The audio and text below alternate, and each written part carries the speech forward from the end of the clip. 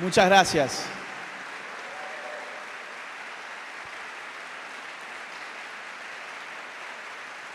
Muchas gracias. Bueno, muy buenos días a todos. Qué alegría tener semejante recibimiento.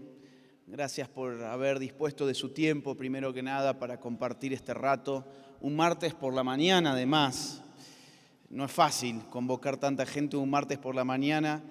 De hecho, cuando me dijeron que había tantos eventos en Costa Rica, yo me asusté, porque aparte de día de semana, en algunos casos como este por la mañana, sé que hay mucha gente que ha pedido el día libre, sé que hay chicos que han incluso mandado cartas al colegio pidiéndoles que no les computen las faltas. Así que de verdad gracias por el esfuerzo, gracias por la invitación. Esto surgió en verdad en un encuentro que tuvimos en Miami, en una feria del libro con los pastores, y que me preguntaron cómo podía hacer para venir a la iglesia. Y les comenté, bueno, voy a estar yendo a Costa Rica pronto, contacten a Fabricio Alvarado, que es quien está coordinando la agenda. Y bueno, ellos buscaron la manera y afortunadamente todo se fue dando muy rápidamente, así que estoy muy contento de estar con ustedes esta mañana. Miren, vamos a hablar sobre la batalla cultural y vamos a analizar tres problemáticas culturales muy actuales. No solamente para Costa Rica, sino para el continente, y no solamente para el continente, sino para el mundo. Vamos a tratar de, en primer lugar, brindar un marco teórico de qué es la batalla cultural.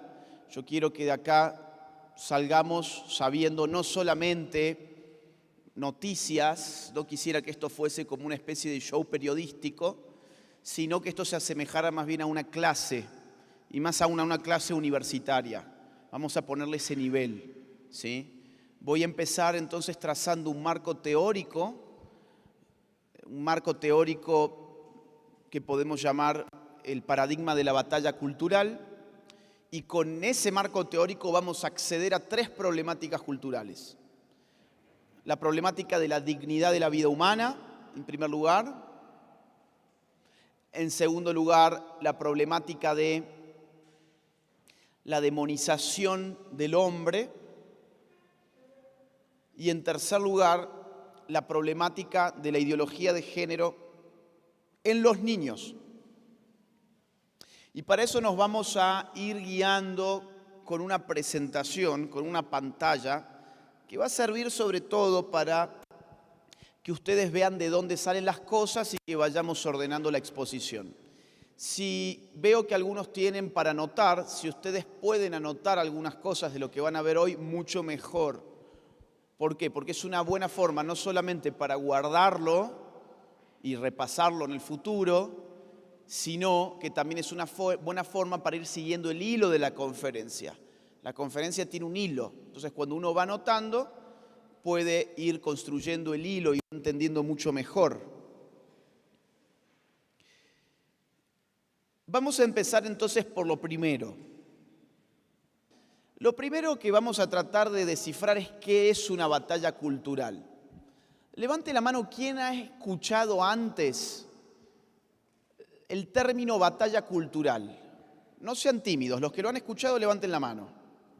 Bien, vamos a decir el 20% del salón, 30% del salón.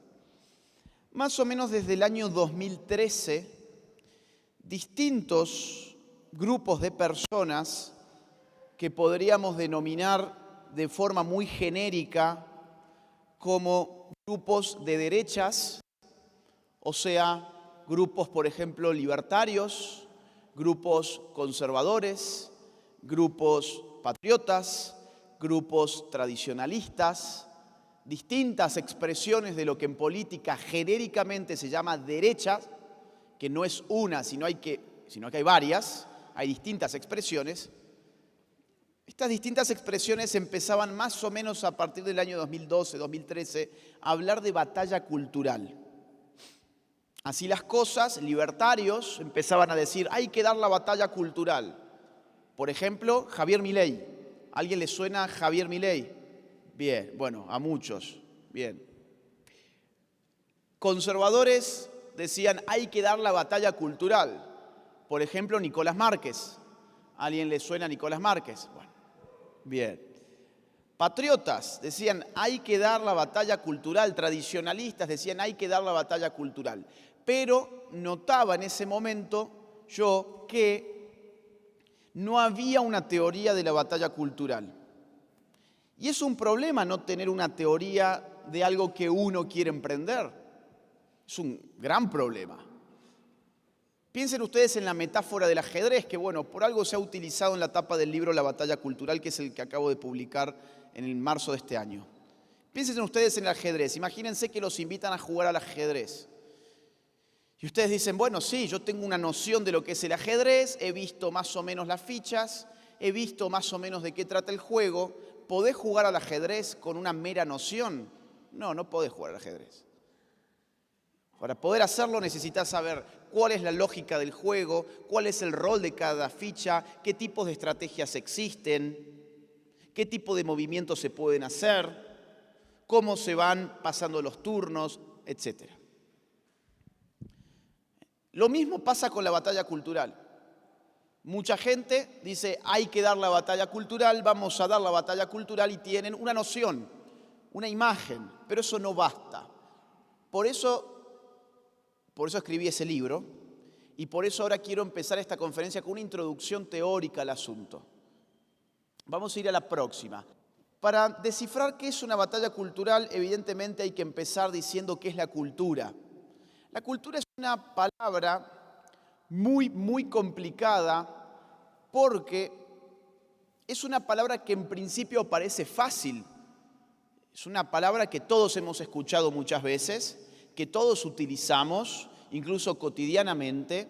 Nadie diría que la palabra cultura es una palabra rimbombante, nadie diría que la cultura es una palabra difícil, es una palabra cotidiana la palabra cultura.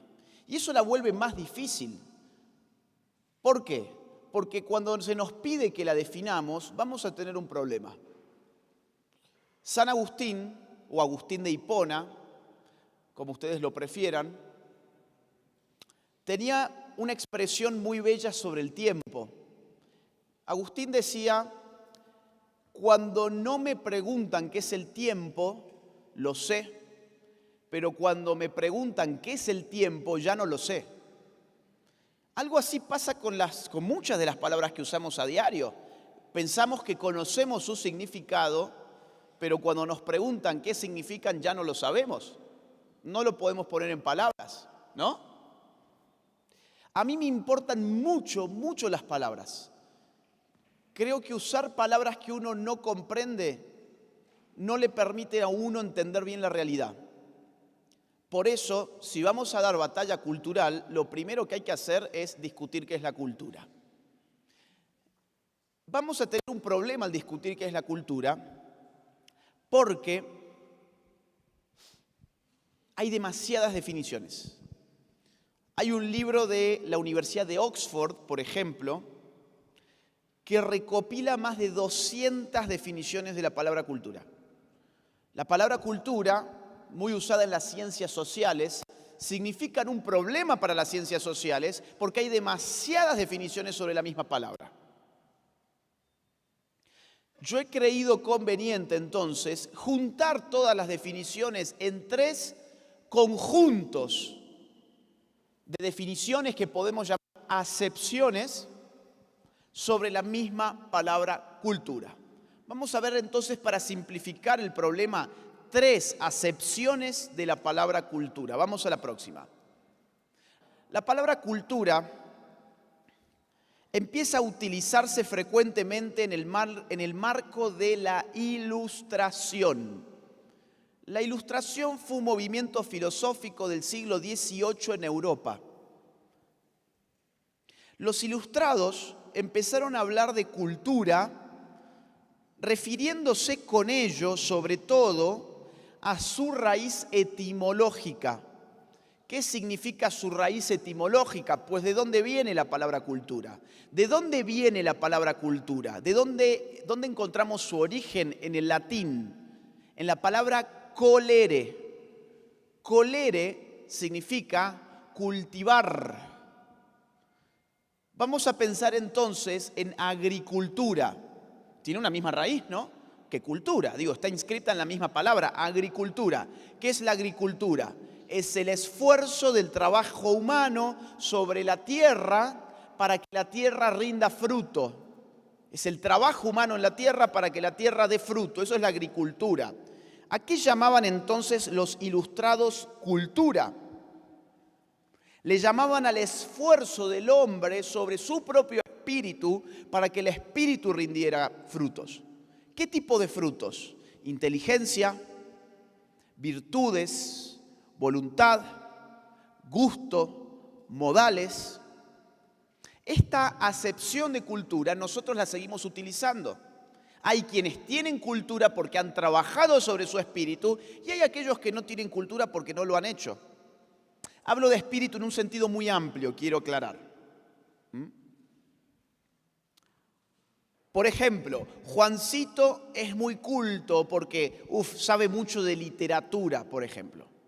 Pedrito es muy inculto porque todo el día juega al PlayStation y no hace otra cosa más que jugar a videojuegos. ¿Le suena? Bueno, son formas que nosotros utilizamos a diario y, por ejemplo, lo que estamos poniendo en juego es una acepción que data del siglo XVIII. La cultura es un resultado. Hay algunos que lo adquieren, hay otros que ni siquiera lo buscan.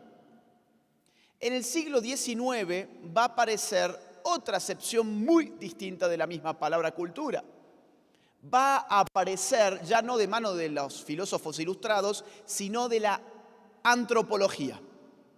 ¿Quiénes son los antropólogos?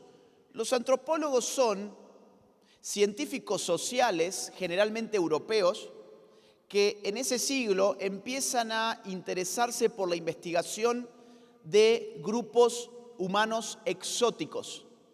Y van a tribus, ¿sí? Van a grupos lejanos, a ver qué hay ahí, qué hay en estos grupos tan distantes del hombre europeo, qué hay. Y empiezan a encontrar cosas muy diferentes. Empiezan a encontrar, primero que nada, un lenguaje diferente, costumbres diferentes, creencias diferentes, alimentación diferente, arquitectura diferente, arte diferente, hábitos diferentes. Y a todo eso que les llama mucho la atención, le empiezan a llamar cultura. ¿Qué es la cultura para la antropología y luego también lo será para la sociología? Pues la antropología son todos los rasgos del ser humano que han sido heredados por vía social, no por vía biológica o genética. Claro, todos nosotros hemos heredado por vía genética muchas cosas. De papá y mamá heredamos una genética. Pero heredamos otras cosas que no son biológicas, sino que son culturales. Por ejemplo, nuestro lenguaje, nuestro acento, nuestros modismos, nuestras costumbres, nuestras historias, nuestros ritos, nuestros mitos. Heredamos muchas cosas. Y todo eso que heredamos por vía social, los antropólogos y los sociólogos le llamarán cultura. Esta acepción de cultura la seguimos utilizando hasta el día de hoy. A veces muy mal. Por ejemplo, la ideología de género utiliza esa acepción de cultura, pero para confundir. ¿Por qué? ¿Qué dice la ideología de género? Dice que la sexualidad es una pura herencia social. Entonces anulan el hecho natural o biológico de la realidad sexual y te dicen que la sexualidad es una construcción cultural, por lo tanto se puede deconstruir y una vez deconstruida yo puedo escoger mi propia identidad de género. ¿Le suena?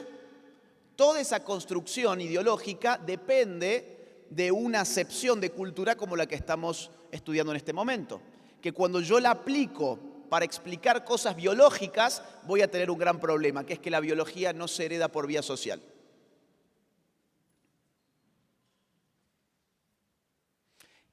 Y hay una tercera acepción de cultura, también muy interesante, que refiere, para ser bien sintético, para resumirlo, refiere a los productos de la expresividad y la creatividad humana.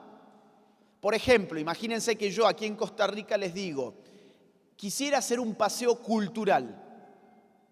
¿A dónde me llevarían? ¿A una galería de arte? ¿A un museo? ¿A una plaza donde, por ejemplo, yo pueda apreciar la arquitectura? Acá está la arquitectura de la época de tal y cual, ¿no? Ustedes me llevarían, si yo les pido, llévenme quiero hacer un paseo cultural, ¿ustedes me llevarían a un cine o a un centro, mejor dicho, a un centro comercial, por ejemplo? ¿Ustedes me llevarían a hacer compras de shopping? Bueno, no, porque entienden que lo que yo les estoy queriendo decir con cultura es otra cosa. Ahora, eso refiere entonces a un tercer tipo de acepción que también la utilizamos, que es cuando hablamos de cultura como arte, básicamente, como arte, como estética. Entonces acá tenemos un problema. ¿Se han entendido más o menos las tres acepciones de cultura? ¿Sí? ¿Me han seguido con eso? Bien. Tenemos un problema y el problema es, volvemos al punto que nos importa, batalla cultural. ¿Por qué estoy discutiendo qué es la cultura? Bueno, porque quiero ver lo que está en juego en una batalla cultural. ¿Cuál de las tres acepciones de cultura es la que a mí me importa para una batalla cultural? Y la respuesta es las tres. Las tres. ¿Por qué las tres? Ahora tengo que ser un poquito técnico, ¿sí? Pero ya me van a entender. Permítanme ahora ser un poco técnico con las palabras, pero ya después me van a entender bien. ¿Por qué las tres? Porque las tres tienen una misma ontología, tienen una misma forma de ser, una misma ontología que se encuentra tensionada por dos polos, un polo estructurado y un polo estructurante. ¿Qué significa esto? Significa que las tres acepciones que acabamos de ver tienen una tensión al mismo tiempo. Una tensión, un polo estructurante significa que nosotros estructuramos la cultura. Un polo estructurado significa que nosotros estructuramos la cultura y un polo estructurante significa que la cultura estructura nuestra vida. Nosotros hacemos cultura, pero la cultura también nos hace a nosotros. ¿Se entiende? En las tres acepciones. La cultura nos hace a nosotros, pero nosotros hacemos cultura. Hay una cuestión recursiva. Si el hombre hace cultura y la cultura impregna la vida del hombre, pues entonces la cultura es un factor de poder. Eso es lo que les quiero mostrar. Si la cultura es una especie de gafas con las cuales yo miro la realidad, si eso es la cultura, pues entonces quien tenga el poder para diseñar esas gafas va a estar diseñando la forma en que las personas ven la realidad.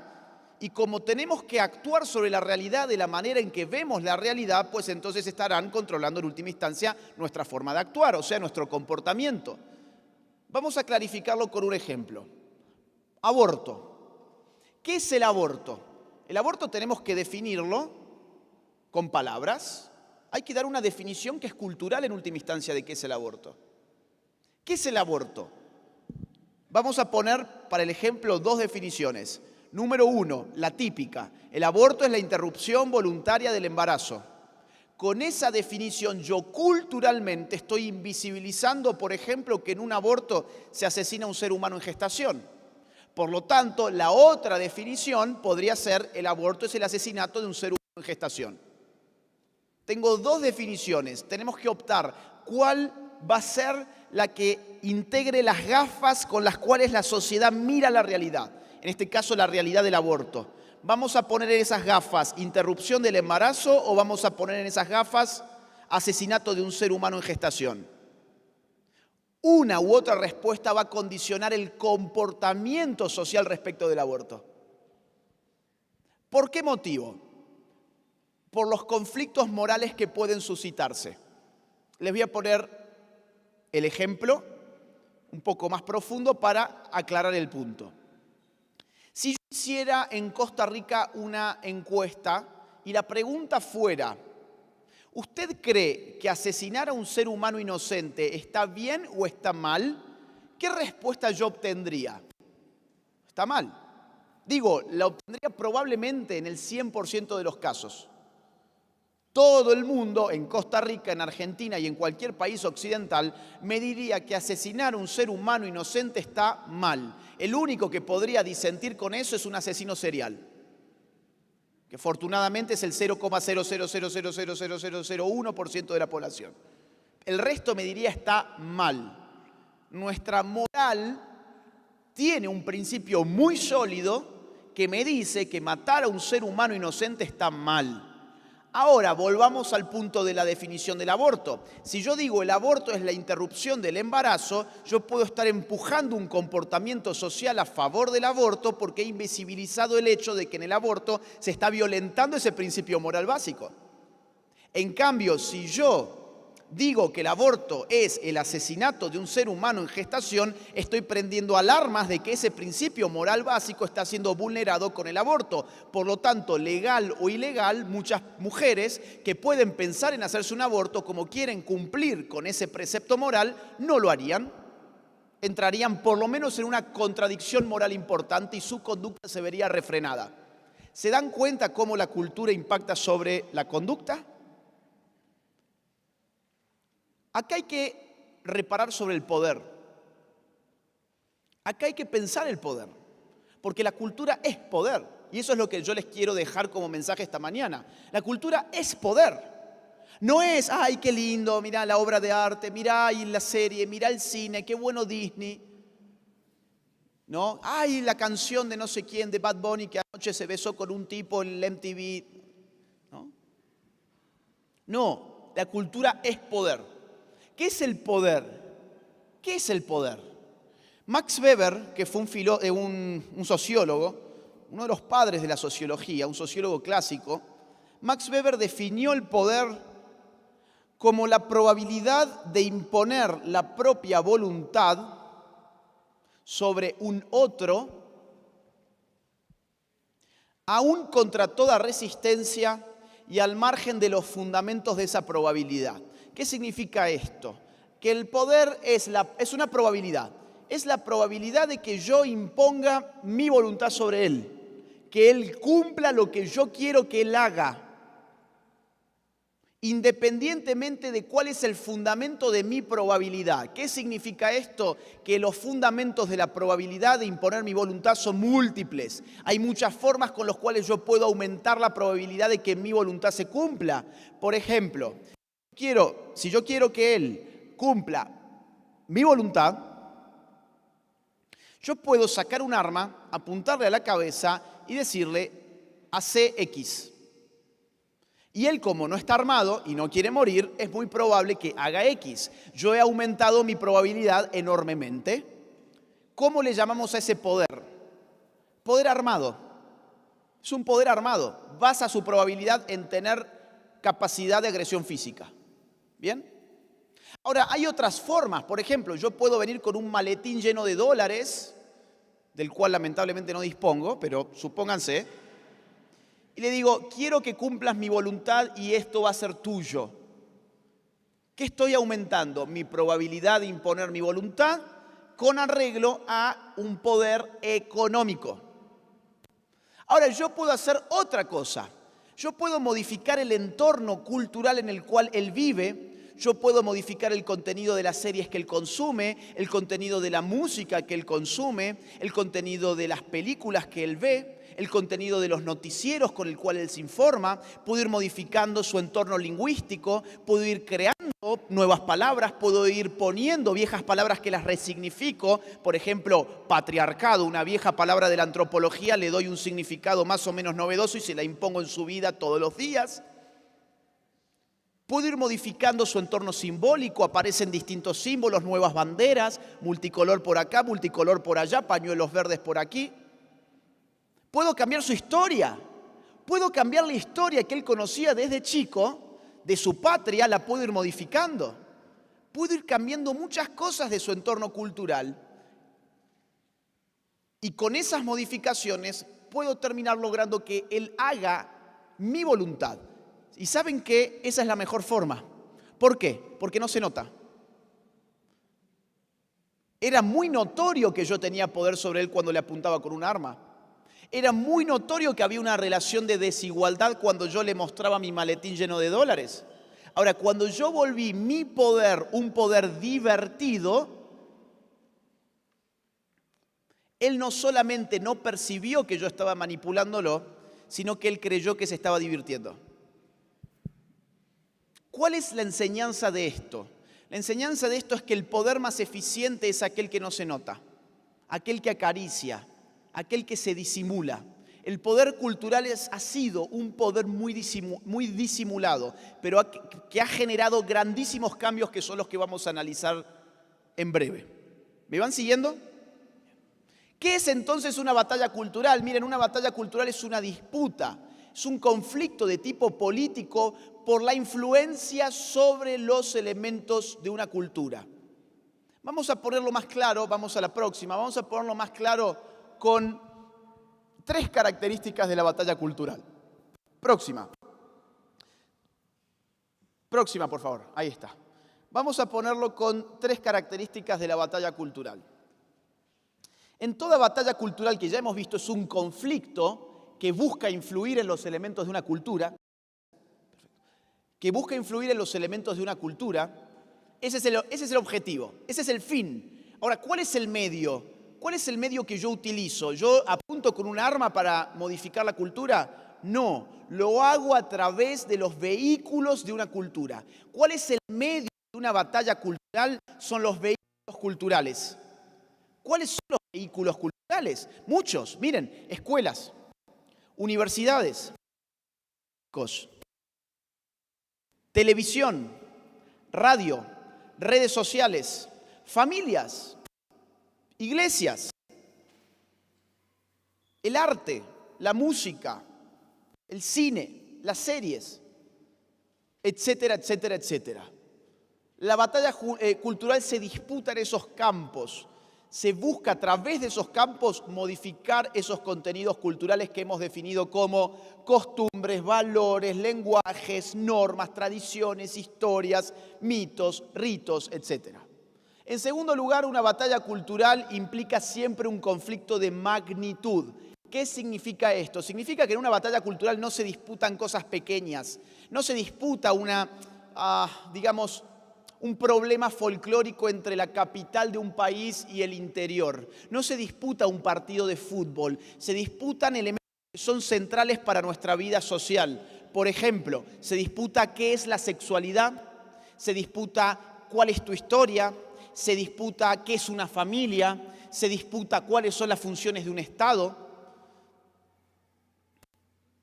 En tercer lugar, una batalla cultural implica siempre un estado de conciencia.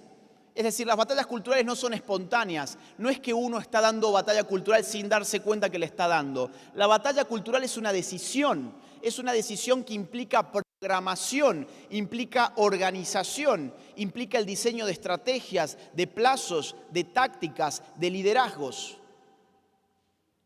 Estas son 3 características fundamentales de una batalla cultural que uno siempre debe tener en mente si pretende sumarse a la batalla cultural. Y aquí hay una muy buena noticia, y es que la buena noticia es que si esto es una batalla cultural de lo que hemos estado hablando hasta recién, todos podemos darla, todos.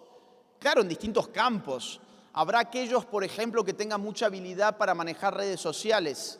Anoche en la UACA había un chico que se acercó y me dijo, mirá, logré hacer una página de Facebook y conseguí 30.000 seguidores.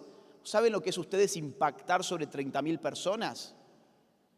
Era un chico común y corriente, no era el dueño de Facebook, no era el dueño de una televisora, no era el dueño de un periódico. Un chico que vino a ver una conferencia. Claro, tuvo que ponerse a hacerlo y subir contenido y trabajarlo. Hay otras personas que quizás no saben bien manejar redes sociales, pero por ejemplo se dedican a la música. Bueno, empiecen en su música a transmitir ciertos valores. Hay un gran ejemplo en el mundo cristiano que es, por ejemplo, Redimidos. No sé si lo conocen. Redimidos es un gran ejemplo. El tipo, frente al peligro de ser cancelado, no tiene ningún miedo a eso y él pone en su música contenido político. Político no en el sentido de partidos políticos, sino político en el sentido de las discusiones políticas actuales. Quizás no sabemos ni manejar redes ni hacer música, pero alguien aquí hace arte y pinta. Bueno, pongan sus expresiones estéticas al servicio de estas causas. Quizás no se sabe hacer eso, pero por ejemplo, uno forma parte de un grupo de la iglesia y a uno le toca organizar el tipo de charlas que se van a dar. Bueno, empiecen a buscar también dar charlas sobre la realidad actual. No se enfrasquen solamente en asuntos de tipo teológico. Hay que salir al mundo, porque el mundo nos come si no. Si nosotros no salimos al mundo a dar la lucha cultural allí afuera también, pues no va a faltar el día en que el mundo se meta acá adentro y te desarme todo esto. Quizás uno no tiene ninguna de esas posibilidades, pero uno tiene familia. Empiecen a dar la batalla cultural dentro de sus propias familias. ¿Cómo? Educando a sus hijos. Pero educarlos no significa enseñarles a simplemente usar los cubiertos o atarse los cordones. Educarlos significa empezar a hablar con ellos de valores, de política, de lo que pasa en la sociedad. Claro que para hacer esas cosas uno primero tiene que estar educado en eso, ¿no? Eso lo vamos a ver al final de la charla.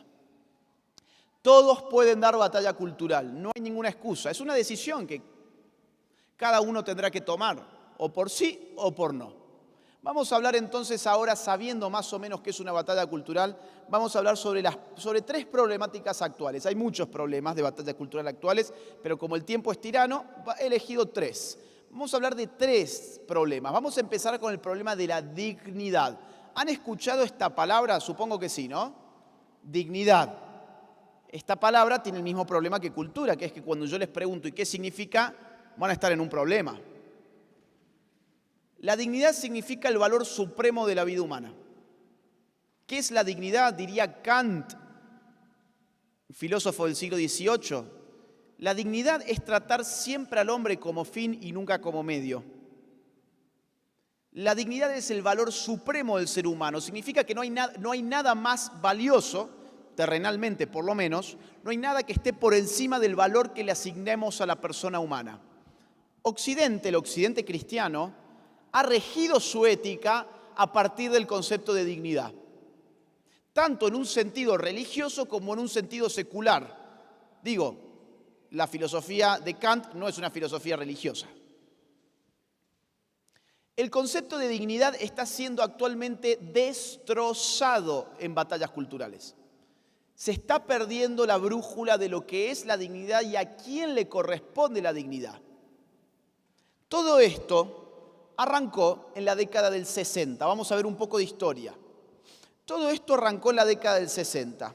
En la década del 60, los gobiernos demócratas de los Estados Unidos entendieron que urgía controlar la natalidad en el mundo, que el mundo estaba sobrepoblándose. ¿Les suena esto? De esto se está hablando hoy, pero esto en verdad es muy viejo, y es mucho más viejo que la década del 60, les aclaro, pero yo tengo que partir de algún lugar.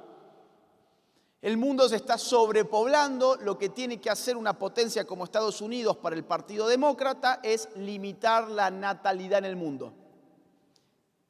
Y el presidente de 1965, que fue Lyndon Johnson, en el 20º aniversario de Naciones Unidas, toma el micrófono y dice lo siguiente: actuemos sobre el hecho de que menos de $5 invertidos en control de población equivalen a $100 invertidos en crecimiento económico.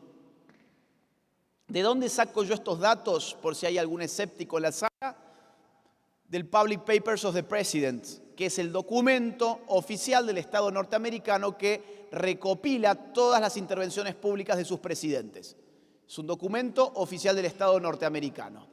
¿Qué dice Lyndon Johnson en esta alocución? Dice básicamente que es mucho más económico hacer que los pobres dejen de nacer que luego, una vez ya nacidos, sacarlos de la pobreza. Por lo tanto, evitar que el pobre se reproduzca es una política económica, sobre todas las cosas. Es mucho más económico, por ejemplo, pagarle un aborto a una mujer que hacerse cargo después económicamente de su hijo si esa mujer es pobre. ¿Por qué se piensan ustedes que hoy hay tantas compañías que están pagándole abortos a sus empleadas?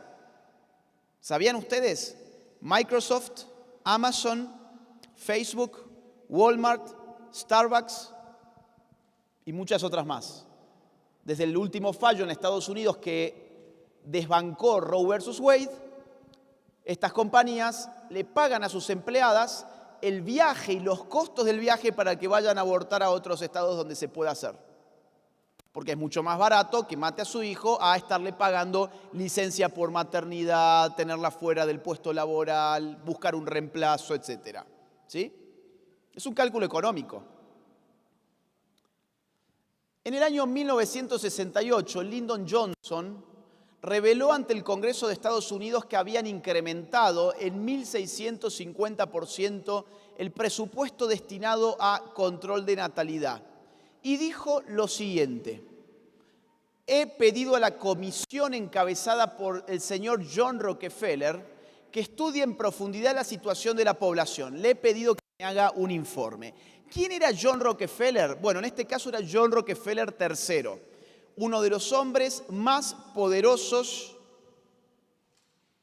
del siglo XX, del mundo. Un magnate multimillonario, uno de los gigantes industriales de los Estados Unidos, que había empezado a destinar su fortuna a controlar la natalidad. Él había financiado, por ejemplo, el trabajo de Margaret Sanger, que fue la creadora de Planned Parenthood.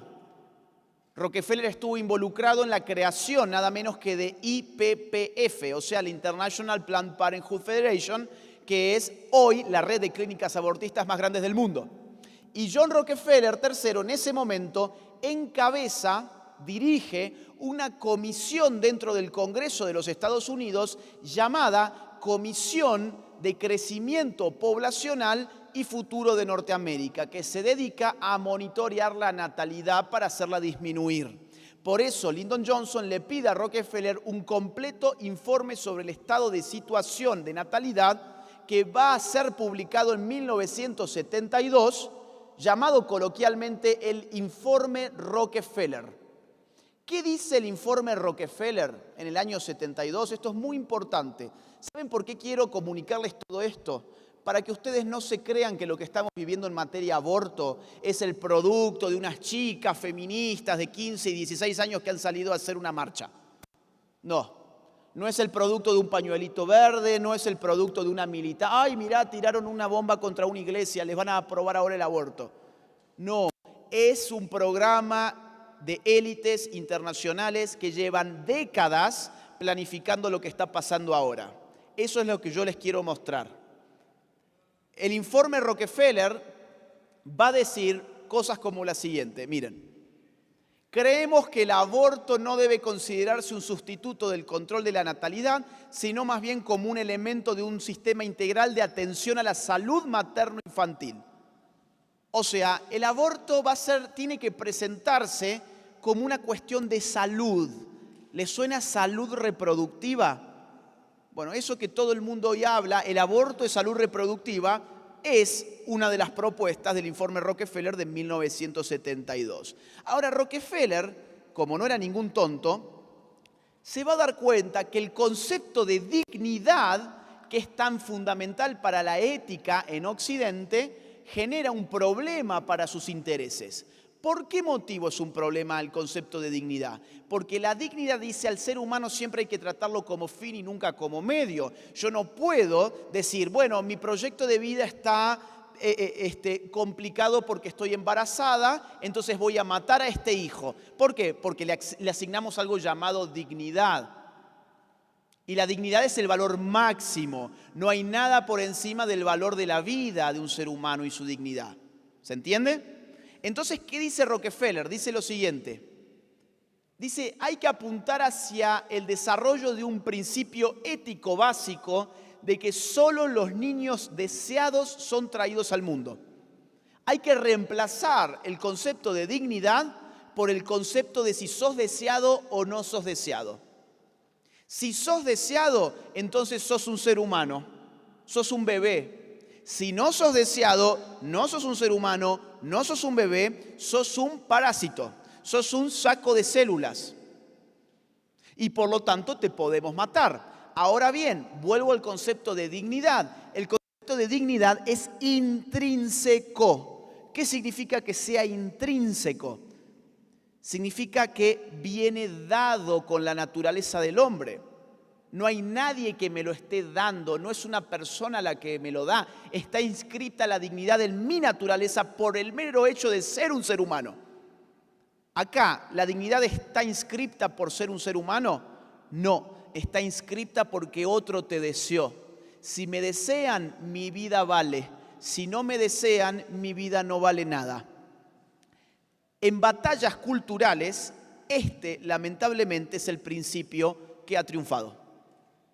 Han desbancado el principio de dignidad y lo han reemplazado por el principio de deseabilidad.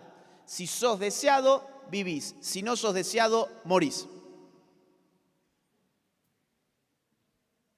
Insisto, ¿ustedes pensaban que estas chicas que militan el aborto, a ellas se les había ocurrido esto? Son títeres. Repiten cosas que gente realmente inteligente y perversa ha pensado, ha diagramado y la ha bajado desde uno de los países más importantes del mundo. En el año 1974, en Estados Unidos va a aparecer un informe secreto. Un memorándum que lleva el número 200, es el Memorándum 200 de Seguridad Nacional y Defensa, que coloquialmente se lo conoce como el informe Kissinger. ¿Por qué informe Kissinger? Bueno, porque su autor fue Henry Kissinger. Henry Kissinger fue el secretario de Estado norteamericano, que va a redactar ese informe para el presidente Nixon, para el director de la CIA y para USAID, es un órgano de Estados Unidos. Este informe era clasificado, esos tres eran los únicos destinatarios y era un informe secreto. Se desclasificó en marzo del año 1989 por una ley de transparencia pública, con lo cual hoy todos ustedes pueden acceder, si lo quieren leer, en la página de USAID al informe Kissinger. El informe Kissinger va a decirle al presidente Nixon, mire, cuanto antes tiene que aumentar el poder del gobierno para limitar la natalidad en el mundo. Cuanto antes, por 4 razones. Número 1, recursos naturales. Más gente en el mundo, menos recursos naturales que nosotros podamos usar. Número 2, migración. Más población en países subdesarrollados, más presiones migratorias para Estados Unidos. Número 3, contaminación. Más gente en países subdesarrollados que no tienen dinero para energías limpias o plantas de reciclaje, pues más contaminación que nos va a perjudicar en última instancia a nosotros, Estados Unidos. Y número 4, seguridad internacional, seguridad nacional y estabilidad política. Hay que reducir la población porque esto desestabiliza nuestro dominio. Piensen ustedes, venían desde Vietnam. ¿Por qué pierde Estados Unidos en Vietnam? ¿Porque los vietnamitas tenían grandes tecnologías armamentísticas? No, pierden porque eran muchos y hacían guerra de guerrillas, básicamente. Entonces, ¿qué le dice Kissinger para resumir? Dice, miren, hay que limitar la población a como dé lugar y ningún país ha reducido su crecimiento poblacional sin recurrir al aborto. La mejor forma de limitar el crecimiento de la población es con abortos, nos guste o no nos guste. Y Nixon, que era republicano, rechaza el informe Kissinger. ¿Por qué? Porque los republicanos, por regla general, no son partícipes de esta agenda e incluso muchos de ellos la han combatido. Muchos no, 2 la han combatido, Ronald Reagan y Donald Trump. Nixon era más bien tibio en este asunto, pero no aplica el informe Kissinger. Después vendrá el Watergate, caerá Nixon y subirá un demócrata llamado Gerald Ford que va a instituir como política oficial de los Estados Unidos el Memorándum 200 de Kissinger.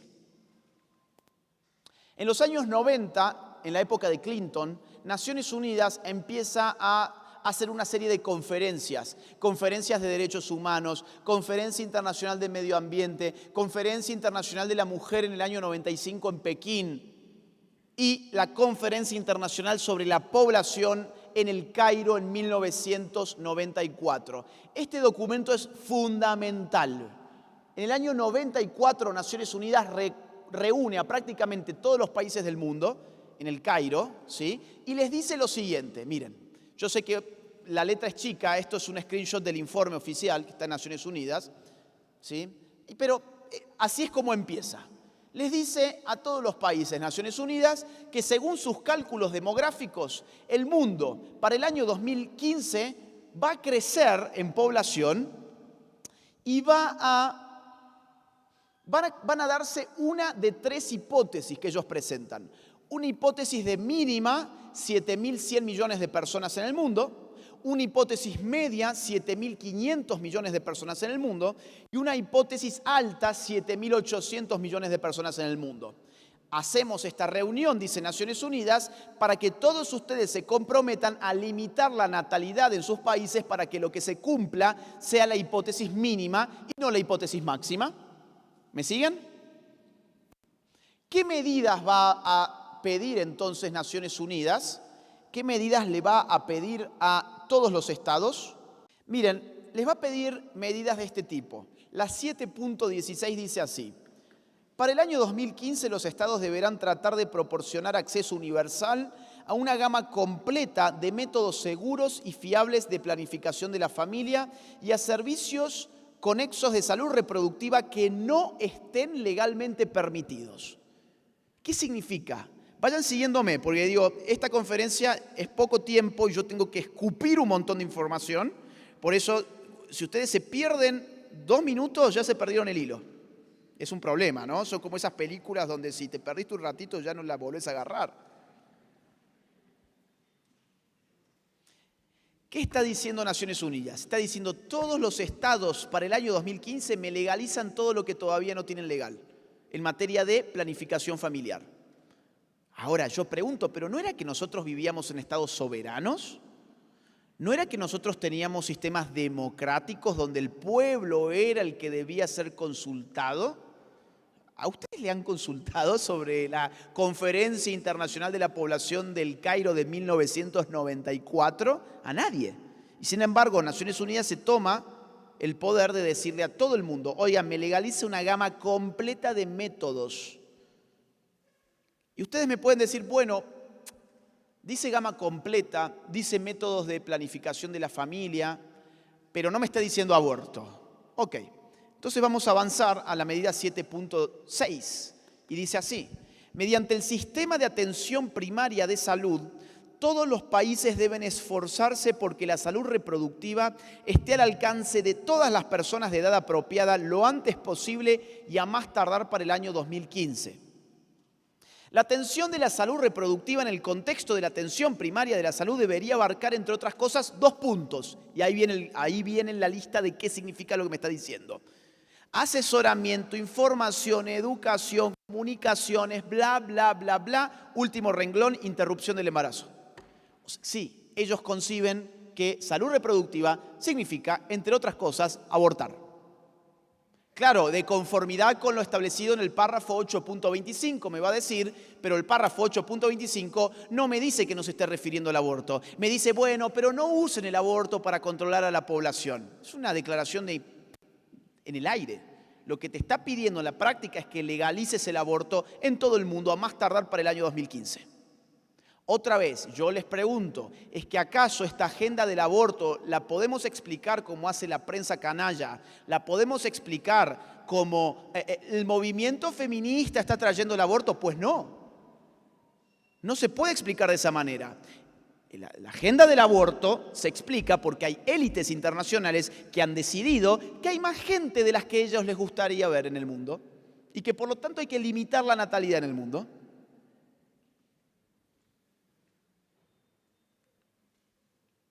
Claro, como llegó el año 2015 y había muchos países que no habían legalizado todavía el aborto, de hecho, les pregunto, ¿desde cuándo estamos con este tema al rojo vivo? Aborto, feminismo, LGBT, ideología de género. Más o menos desde el año 2015. ¿Sí? Más o menos. ¿Por qué? Porque ahí se les prendieron las alarmas, dijeron, oiga, no se cumplió esto, vamos a cambiar la estrategia, vamos a redoblar los esfuerzos, vamos a financiar más a todos esos grupos. Por eso en el año 2017 la ONU va a traernos una nueva agenda llamada Agenda 2030. ¿Alguien ha escuchado el nombre, aunque sea Agenda 2030? Sí, bien, muchos. La Agenda 2030 son 17 objetivos de Naciones Unidas que parecen prácticamente una carta a Santa Claus. Claro, uno lo ve, hambre cero, agua potable para todo el mundo, no más epidemias. Bueno, sí, yo también quiero eso. Pero es una carta cazabobos. ¿Por qué? Porque está diseñada de tal forma que sea muy, muy, muy difícil oponerse a esos objetivos, pero de forma encriptada te pasan los puntos que realmente a ellos les importan. Por ejemplo, les voy a dar un ejemplo sobre el tema puntual que estamos viendo ahora, habría muchos otros, pero es el que calza justo en este momento. El objetivo número 5 tiene una serie de metas. La meta 6 del objetivo 5 dice así: asegurar el acceso a la salud sexual y reproductiva y los derechos reproductivos según lo acordado de conformidad con el programa de acción de la Conferencia Internacional sobre la Población y el Desarrollo. Claro, si yo les leía eso antes de haberle explicado qué fue la Conferencia Internacional sobre la Población y el Desarrollo, pues ustedes no entienden nada. Ahora, como ustedes ya saben qué fue en el año 94 la Conferencia Internacional sobre la Población en el Cairo, y hemos visto además que lo que pide fundamentalmente es que legalicen el aborto todos los países del mundo, pues entonces ustedes pueden entender ahora cuál es uno de los objetivos centrales de la Agenda 2030, que estaba totalmente oculto, estaba encriptado.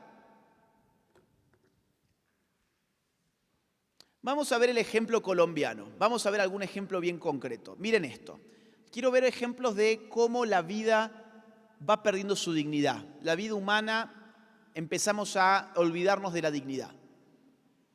En Colombia, en febrero de este año,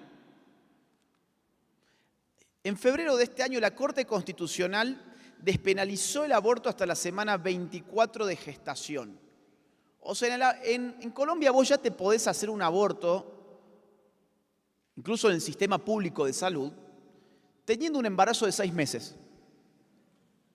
6 meses de embarazo, cuando incluso, según la propia OMS, el niño ya puede ser viable extrauterinamente, ya puede incluso desarrollarse fuera del útero materno, en Colombia lo podés matar y no hay ningún problema.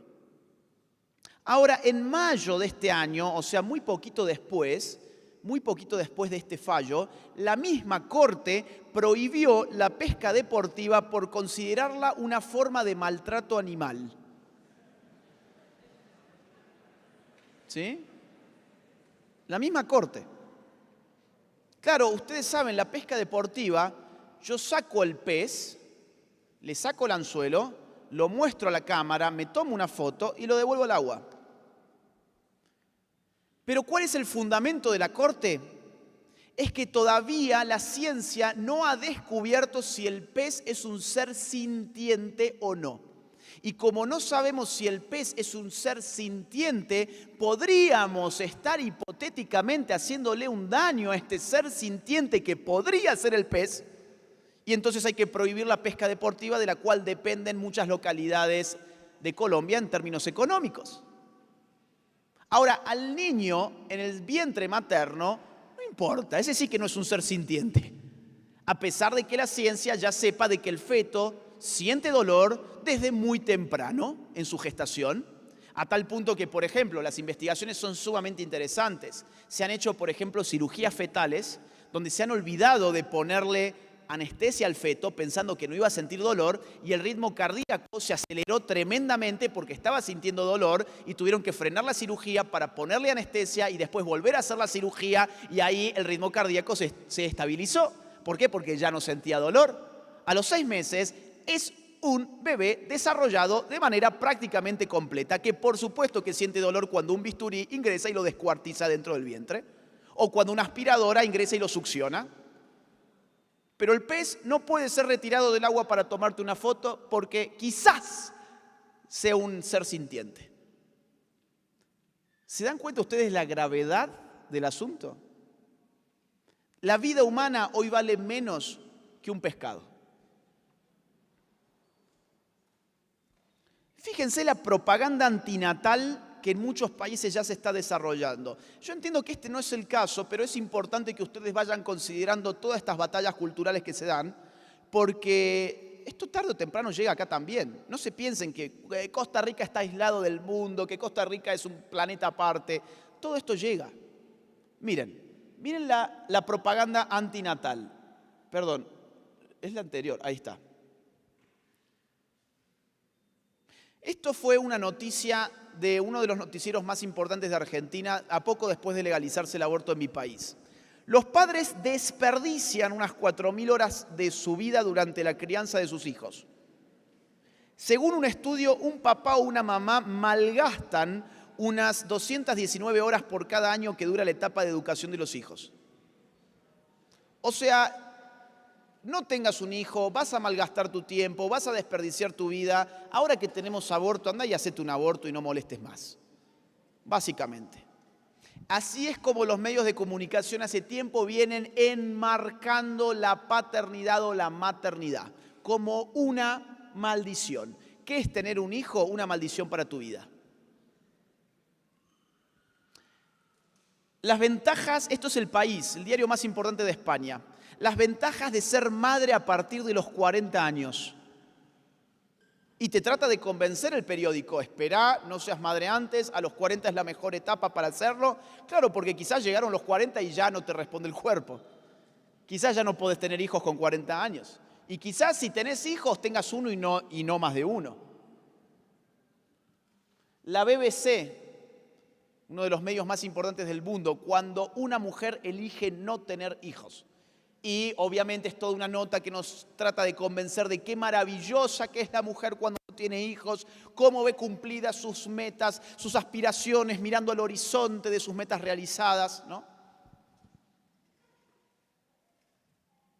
Este es genial, El Confidencial. Los perros proporcionan bienestar a un coste mucho menor que los niños. Y efectivamente, en España los perros y las mascotas ya duplican su presencia en los hogares españoles en comparación a los niños. Los españoles hoy tienen el doble de mascotas que niños. Por eso España hoy tiene una tasa de natalidad tan baja que no le permite sobrevivir en el tiempo. España es una sociedad, es una nación en extinción. No puede recambiar sus generaciones. No las puede. ¿Por qué? Bueno, pues tienen perros, gatos.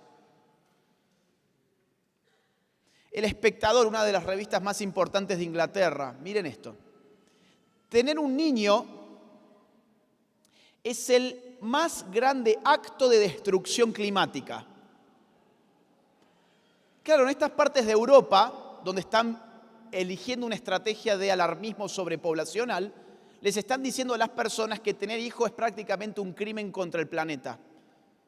Que los que tienen hijos son responsables, por ejemplo, del llamado cambio climático.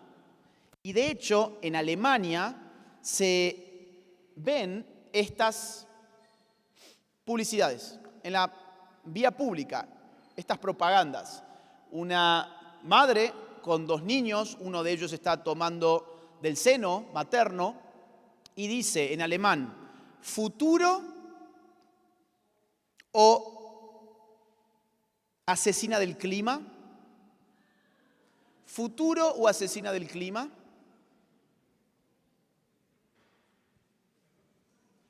Vamos a ver una segunda problemática de batalla cultural. La demonización del hombre. Se viene argumentando que el hombre es el ser maldito de esta sociedad.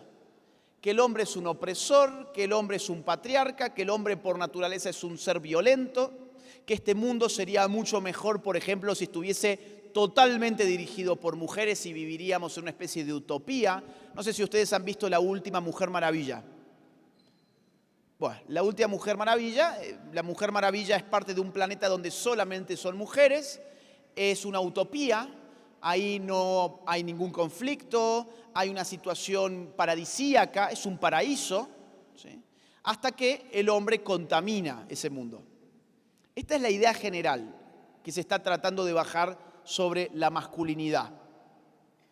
De hecho, encontramos expresiones ciertamente ridículas que los medios reproducen constantemente, como esta. Si Vladimir Putin fuera mujer, no habría invadido Ucrania, dijo Boris Johnson. Boris Johnson es el primer ministro de Inglaterra, ¿sí?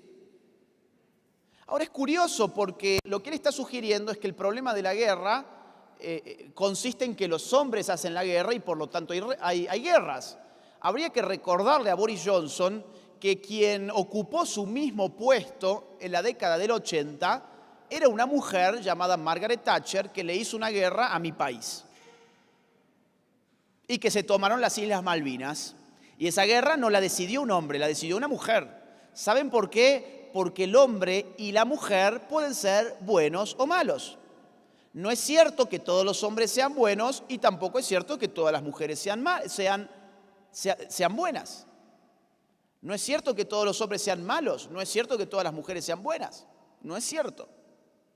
Pero esa es la propaganda cómoda que les están bajando sobre todo a las nuevas generaciones embrutecidas, que no tienen ninguna capacidad de pensar en este momento, y así los revelan las propias pruebas PISA, que en todos los países dan cada vez peor, y que sin embargo piensan que, ay, qué comprometido que estoy con el mundo. He asumido que el patriarcado es una opresión de los hombres contra las mujeres. ¿Se piensa en eso, de verdad?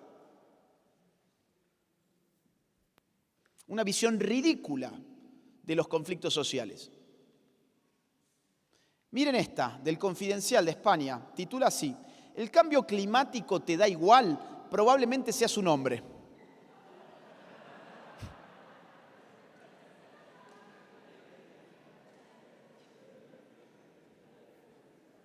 Bueno, no voy a decir nada porque la verdad no hay mucho para agregar.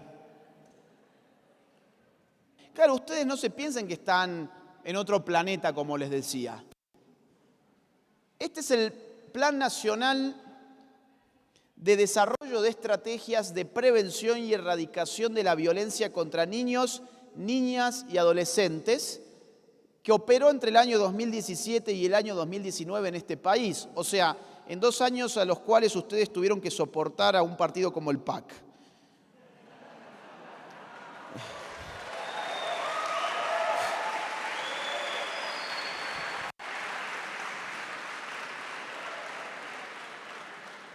Y este programa, que está pensado para diseñar planes, entre comillas, educativos para los niños, para reducir la violencia, dice lo siguiente, miren: habría un nivel mesosocial en donde estarían los factores que fomentan la violencia.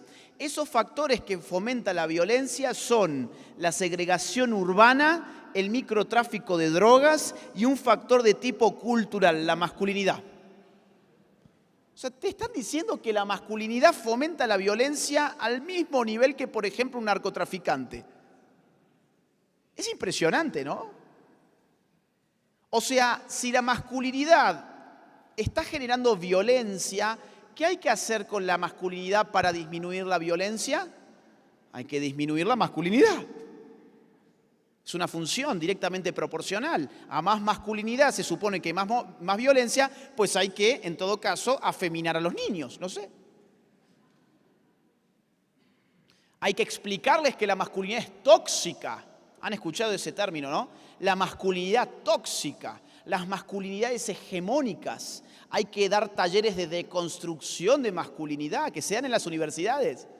Es una cosa que es para tirarse al piso de la risa.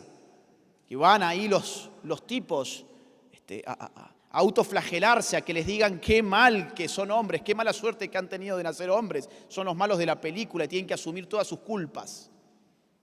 Yo a veces pienso que los tipos que van a esos eventos feministas lo que están tratando de buscar es otra cosa. Lo que andan tratando de buscar es ver si tienen la suerte de ver una manifestación feminista donde alguna feminista muestre los senos, por ejemplo, ¿no? Yo creo que lo que buscan es eso, porque la verdad no me cabe en la cabeza que un tipo vaya a flagelarse a un evento de esas características. Miren esto, El País de España. Cualquier hombre es un violador en potencia, titula. Según la psiquiatra Genoveva Rojo, esto lo dijo en la Universidad Internacional de Santander, cualquier hombre es un violador en potencia. O sea, acá vamos a suponer que hay un 50% de hombres en este auditorio. Bueno, ¿saben que el 50% de los hombres de acá somos violadores en potencia? ¿Qué tal suena eso? Es absurdo. Es estadísticamente absurdo, porque en todas nuestras sociedades el 99,99% de los hombres no ha violado ni va a violar jamás a una mujer. Sin embargo, la ideología de turno nos dice que por ser hombres tenemos que asumir la culpa de la violación de un monstruo que sí violó a una mujer y que merece pudrirse en la cárcel. Pero que como ese sujeto tiene los mismos genitales que yo tengo la culpa. Absurdo. Esa es la ideología que hoy opera. ¿Por qué opera esa ideología? Porque lo que tratan de hacer es generar guerra de sexos. Tratan de enemistar hombres y mujeres. Dividir reinarás, básicamente. Hasta tal punto puede llegar este absurdo que, por ejemplo, en Argentina tuvimos un caso de violación en manada. Bueno, a ver, esto es, ¿no? ¿Saben qué es eso? El himno feminista, ¿les suena? Se vendaban los ojos, hacía una performance cuasi fascistoide y terminaban diciendo: el violador eres tú. Con los ojos vendados, ¿qué significa? Son ustedes. O sea, no sé quién de ustedes, pero todos ustedes, por ser hombres, son violadores.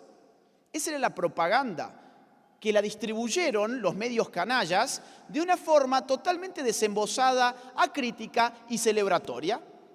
Qué lindo, qué bien, vamos a tomar conciencia gracias al himno feminista de que los hombres son violadores en potencia. En vez de ir a por los violadores de verdad, todos tenemos que repartirnos la culpa por tener los mismos genitales que esos que han violado.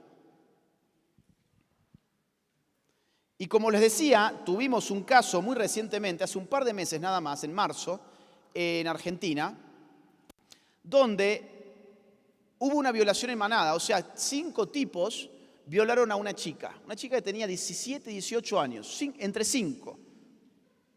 Y los medios de comunicación empezaron a rotular el caso como los monstruos que habían violado a esta chica. Y saltaron de las secretarías de género del Estado a aclarar esto. Miren, no son monstruos, son varones socializados en esta sociedad. Los violadores no son monstruos, no les digan que son monstruos, son varones como cualquier otro varón de esta sociedad. Y por eso ha violado, porque son como cualquiera de los otros varones. Todos los varones podrían haber hecho eso en Argentina. Claro, el asunto se les complicó un poco cuando se empezó a investigar quiénes eran estos 5, y resultaba que estos 5 eran aliados feministas que iban a talleres de deconstrucción de masculinidades tóxicas. Miren esto, vamos a poner un video. No, de abuso yo nunca supe nada ni tampoco me lo hubiera imaginado. Como te digo, eran personas que resultaban ser aliados. Nada, iban a las marchas de Ni Uno Menos, hablaban del respeto hacia la mujer, o sea, de ese viene el lado de shock. Era una máscara, básicamente.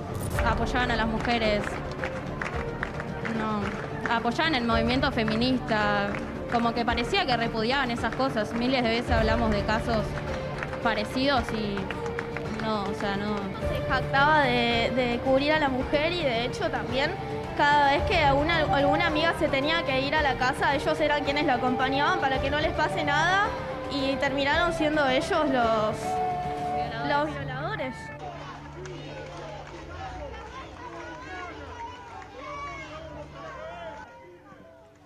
Claro, las militantes feministas están desconsoladas. No entienden cómo puede ser. Estos tipos que iban a las marchas de Ni Una Menos, que andaban con el pañuelito verde, que tomaban cursos de masculinidades tóxicas, terminaron violando entre 5 a una chica. Y ahí, por supuesto, la prensa cerró el hocico. Cerró el hocico. Claro, ya no había que hablar del caso. ¿Por qué? Porque ponía en riesgo el paradigma hegemónico que es que esos cursos sirven de algo, que flagelarse por ser hombre va a modificar algo, que todo el mundo puede ser violador simplemente por lo que tiene entre las piernas.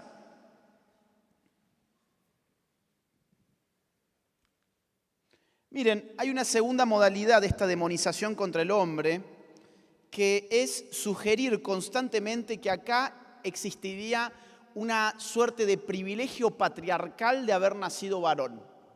¿Han escuchado eso?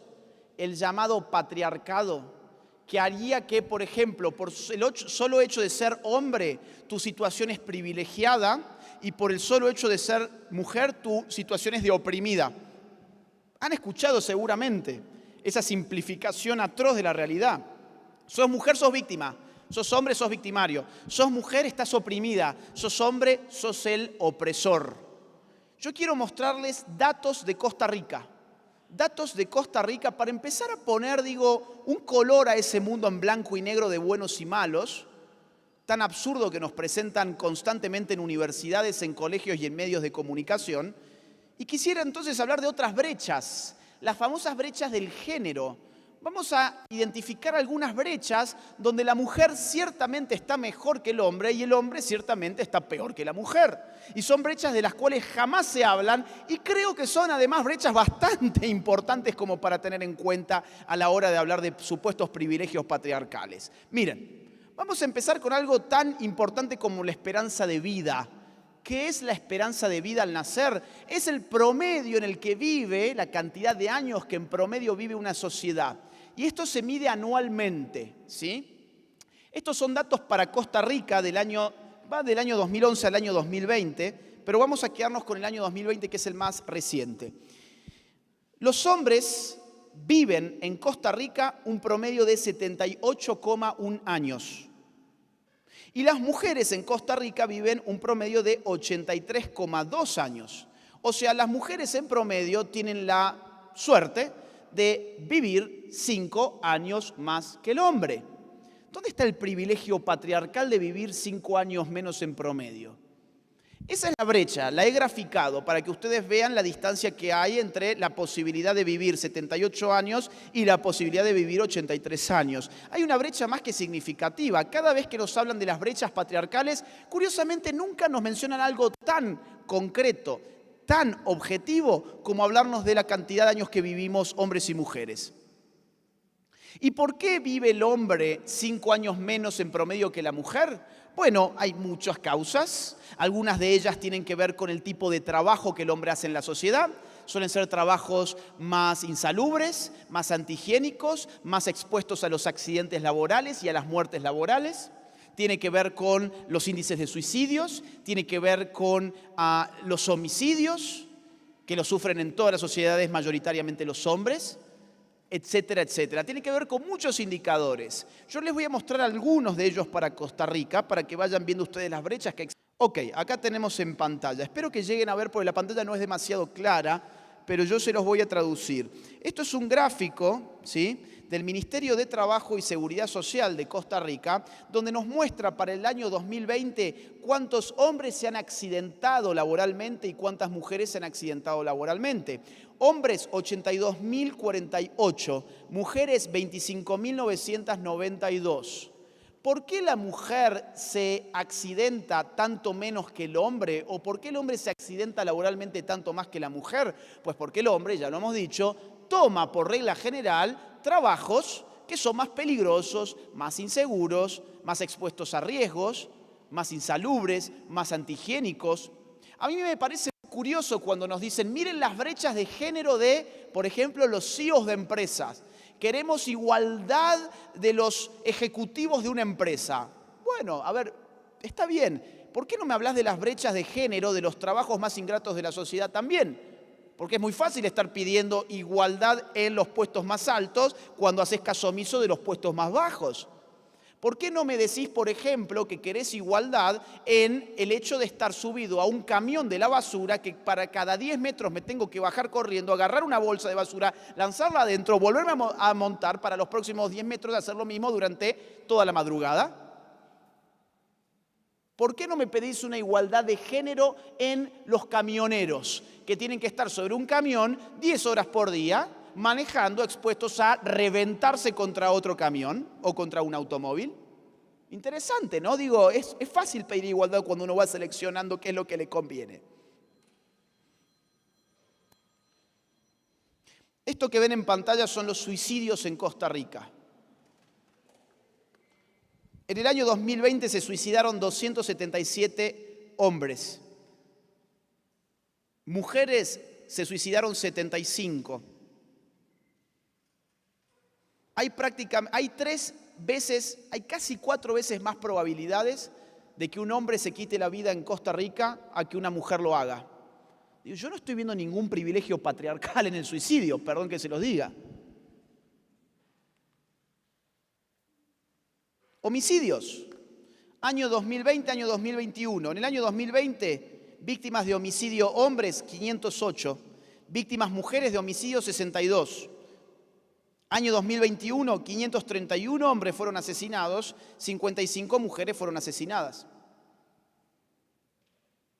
O sea, hay 10 veces más probabilidades de que te asesinen siendo hombre en Costa Rica que siendo mujer. Lo cual desmonta la idea de que el hombre está buscando mujeres para matarlas porque las odia según su sexo.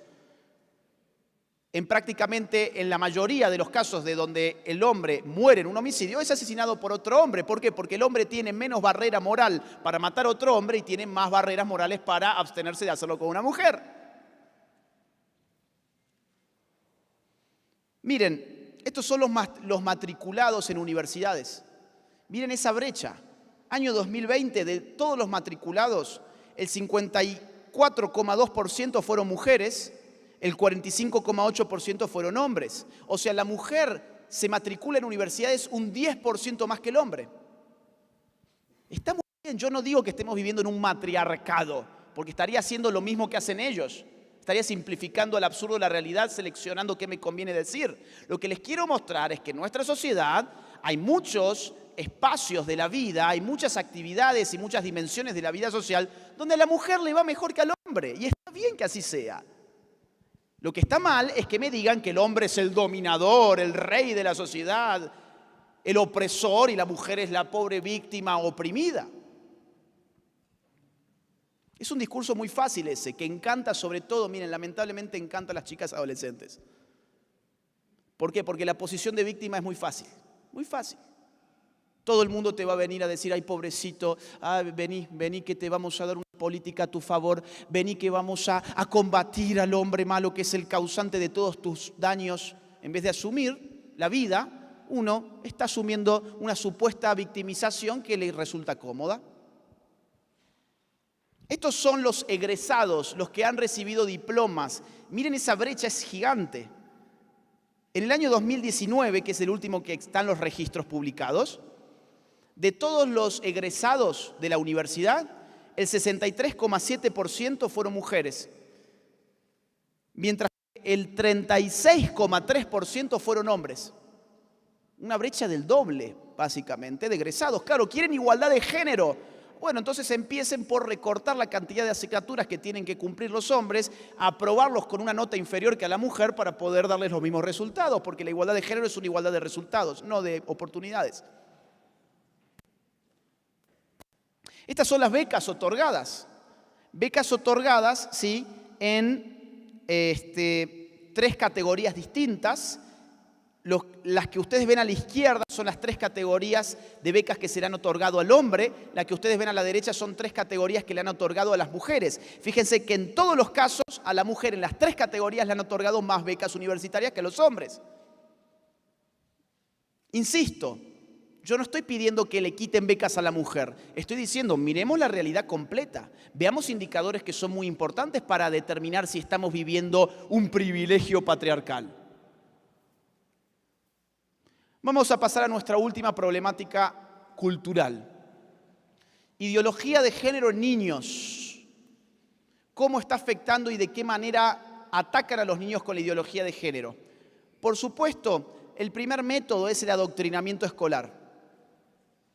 En las escuelas de todo Occidente están bajando ideología de género. Yo recién les mostraba el programa que operó en Costa Rica entre el 2017 y el 2019, donde indicaban que había que demonizar a la masculinidad, básicamente. Ahora yo les voy a mostrar casos de otros países.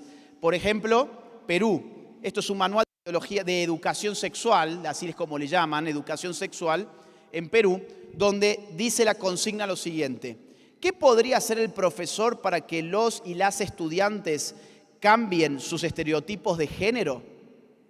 Es decir, el profesor tiene la misión de cambiar el género de tu hijo en Perú. Hay que buscar estrategias, busca estos manuales de educación sexual para que el profesor cambie el género de tu hijo. En Argentina, donde esto incluso es política nacional de manera explícita, miren, este es el programa de educación sexual nacional de hace algunos años en Argentina, que dice así: apunta este programa a desnaturalizar los modos socioculturales de ser niño y de ser niña. O sea, ¿para qué queremos educación sexual en mi país? Para que a tu hijo le cambien la forma en que es niño y le cambien la forma de que es niña.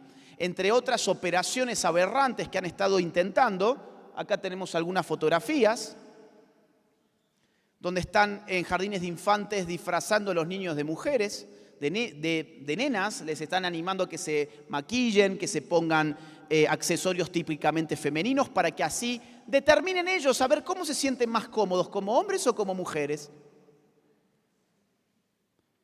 Miren esto, incluso con vestiditos, perdón, aquí, incluso con vestidos. ¿Sí?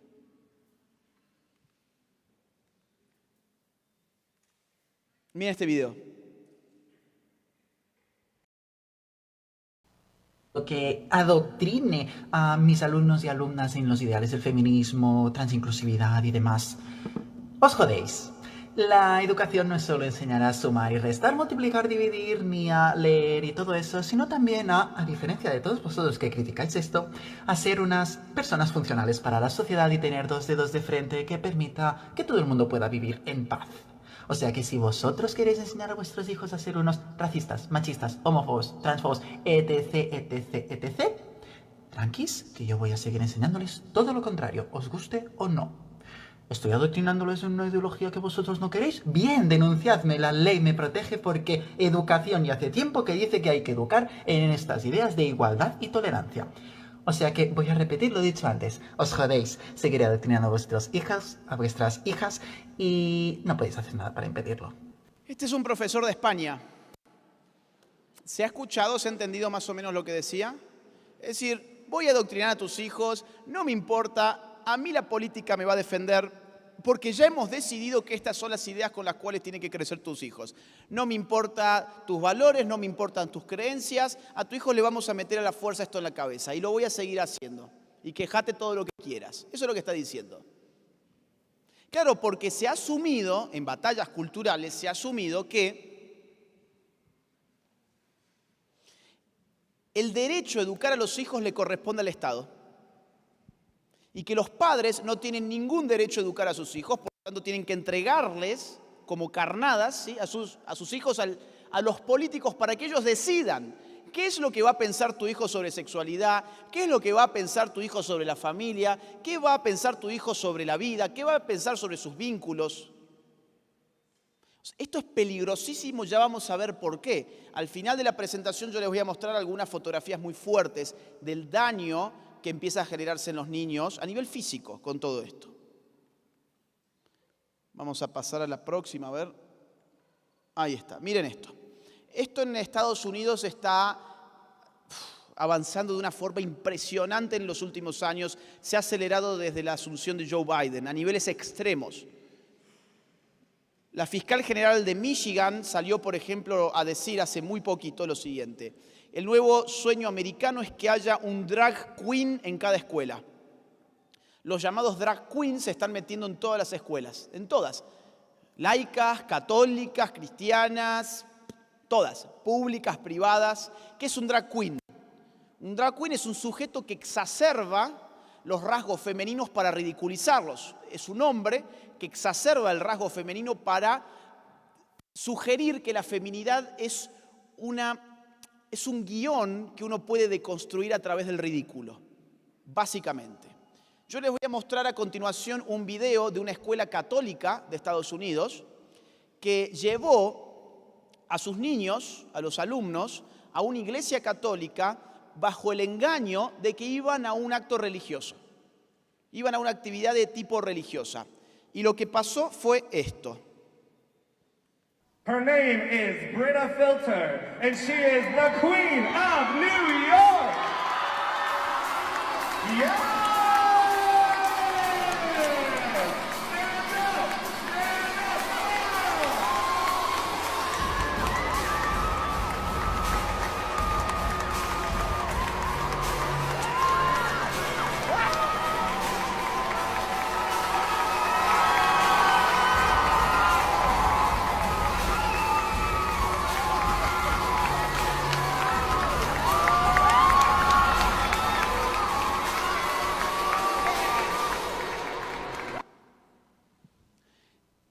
¿Se vio o más o menos?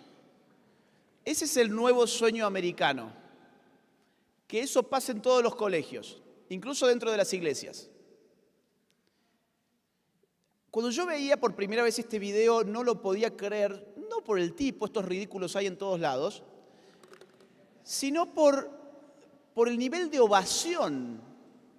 ¿Han notado el nivel de ovación? Es como si hubiese entrado, no sé, el mismísimo Lionel Messi. Es como si hubiese entrado una estrella. Vamos a decir la verdad, y perdón que sea directo, pero la verdad tiene que ser dicha. Es un gordo disfrazado de mujer que muestra el trasero, nada más. Pero el nivel de ovación de estos chicos muestra hasta qué grado les han freído el cerebro. No sé qué pasa ahí, yo no entiendo. ¿Cuál es la habilidad? ¿Qué habilidad tiene este gordo? ¿Qué pasa ahí? No pasa nada. Es un gordo que se puso una tanga, se puso un vestido corto y se pavoneó para un lado y para otro. Eso lo puedo hacer yo también. Pero el nivel de ovación es propio de sujetos que tienen 4 o 5 neuronas y no más que eso. Y esto está pasando en todos y cada uno de los colegios norteamericanos en este momento mientras estamos dando esta charla. Porque es el nuevo sueño americano.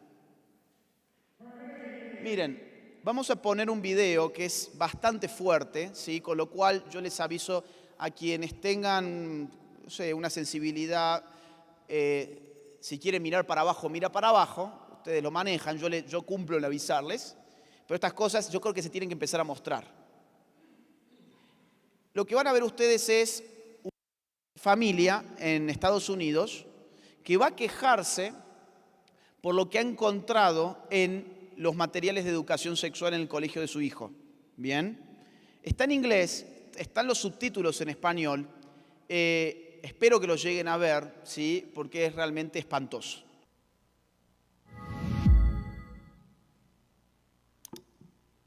Este video ya fue retirado. After seeing a September 9th school board meeting in Texas on pornography in the schools, I decided to check the titles at my child's school, Fairfax High School. The books were available, and we checked them out. Both of these books include pedophilia, sex between men and boys. Both books describe different acts. One book describes a 4th grade boy performing oral sex on an adult male. The other book has detailed illustrations of a man having sex with a boy. The illustrations include fellatio, sex toys, masturbation, and violent nudity. Pedophilia here. From the author, Maya Kobabe, quote, "I can't wait to have your in my mouth. I am going to give you the of your life, and then I want you inside me," end quote. From the author, Jonathan Evison, "What if I told you I touched another guy's What if I told you I sucked it? I was 10 years old, but it's true. I sucked Doug Goebel's the real estate guy, and he sucked mine too." This is not an oversight at Fairfax High School. I'm sorry. May I please make a point of, there are children in the audience here. Do not interrupt my time. Do not interrupt my time. I would like to remind everybody. I will stand here until my time is restored and my time is finished. These books are in stock and available in the libraries of Robinson, For high school Langley, students, ma'am. and Annandale High School. Pornography is offensive to Madam all Clerk. people. It is offensive to common decency. It is the reason why the MPAA... Our next speaker is Alex Levine. Our next speaker is Alex Levine. Este video ya fue censurado en todas las redes. Este video ya no se puede subir. ¿Por qué? ¿Por qué la red social censura un video sobre un libro que sin embargo se lo dan a los niños en los colegios? Interesante, pues lo que quieren es que no se sepa. ¿Ustedes vieron el nivel de agresión sexual que contienen esos libros? ¿Se llegó a entender?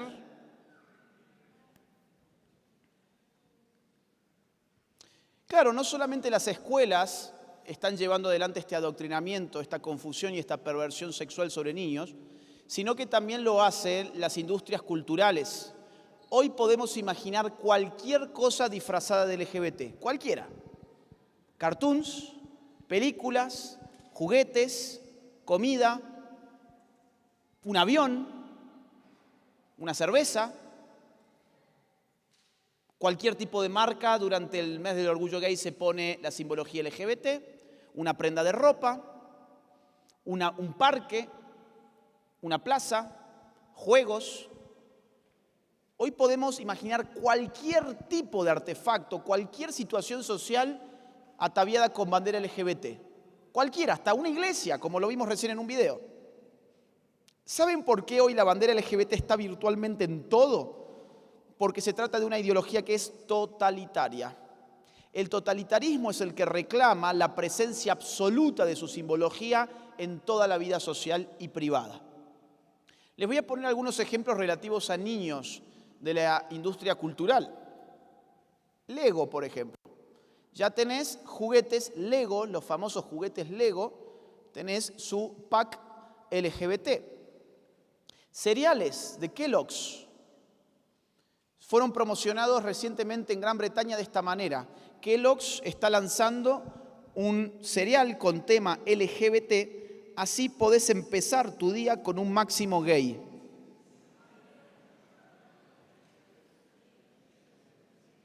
Disney. Los gerentes de Disney hace pocos meses han indicado públicamente que han tomado la decisión de tener un 50% de futuros personajes LGBT. Claro, ya han empezado a hacerlo y han tenido grandes problemas. Por ejemplo, Buzz Lightyear fue un gran fracaso. Con suerte, sí, casi que llegó por suerte a recuperar la inversión, pero no dejó ganancia. ¿Por qué? Porque no hay demanda. Eso es lo que yo les quiero mostrar. No es cierto que haya una demanda de niños que están solicitando, queremos cartoons LGBT. No, son las grandes compañías del entretenimiento para niños las que han tomado la decisión de meterles a la fuerza a los niños estos personajes en la cabeza. Y ellos no tienen problema con perder dinero, por ahora al menos.